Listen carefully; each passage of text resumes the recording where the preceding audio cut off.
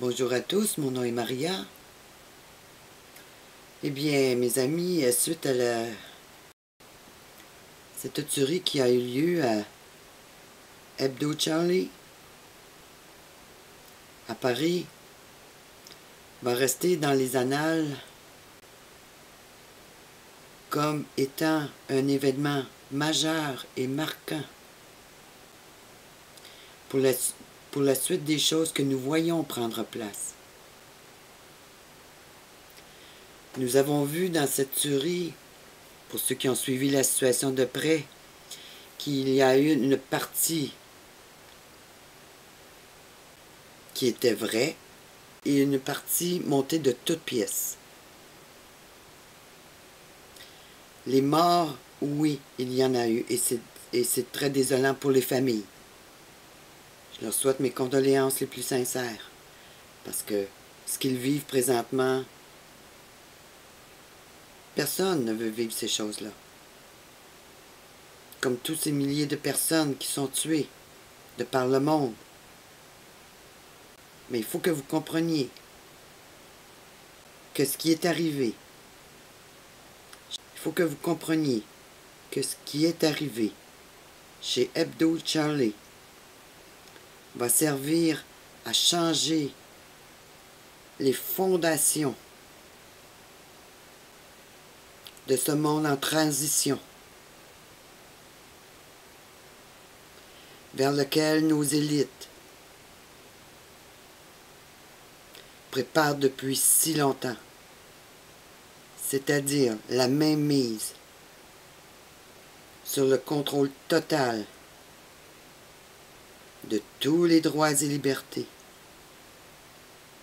de tous les citoyens, non seulement en France, non seulement en Europe, mais de la planète entière. Nous voyons des documents sortir, les uns après les autres, qui supportent cette thèse. Ce qui s'est passé à l'extérieur de Hebdo Charlie, c'est une autre chose. Mais les reliant ensemble, nos élites vont s'en servir pour mettre en place un programme de loi antiterroriste au niveau global. Alors c'est la transition finale vers la solution finale qui va emmener la grande tyrannie dans tous les pays, où tous les droits seront bannis au nom de protéger la liberté d'expression, au nom de protéger les nations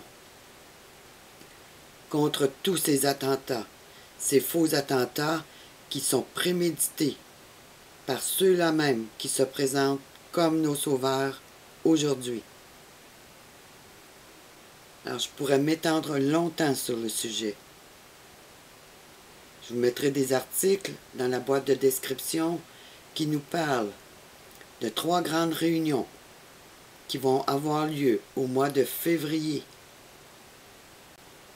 2 de ces réunions sont soutenues par le groupe spirituel religieux Universal Peace Federation, qui est en réalité la secte du révérend Moon, qui est décédé il y a 1 an ou 2, et dont son fils a pris la relève. Mais cette organisation religieuse est rattachée au Conseil mondial des Églises et à ce nouvel ordre mondial religieux. Déjà par le passé, j'ai mis des documents sur mon site montrant comment l'Universal Peace Federation, UFP, comment elle travaille de concert pour faire de l'islam la religion de paix des temps de la fin. Alors, 2 réunions qui doivent avoir lieu au mois... Alors, 3 grandes réunions internationales qui doivent avoir lieu au mois de février. Une au Népal, une en Corée et une à Washington, D.C.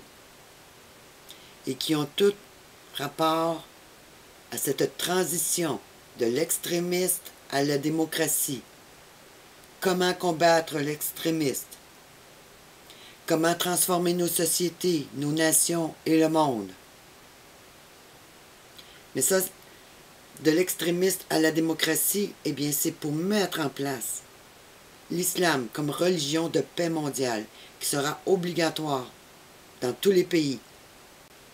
L'autre, c'est comment transformer la société pour mettre en place cet agenda. Et ensuite, un grand sommet qui aura lieu le 18 février à Washington, un sommet antiterroriste à Washington. Alors, je vous lis quelques lignes, mais je vous mettrai les liens pour ces 3 documents afin que vous en preniez connaissance. Mais ça, mes amis, c'est la fin. C'est 1984, comme on a vu dans le film, qui va prendre vie.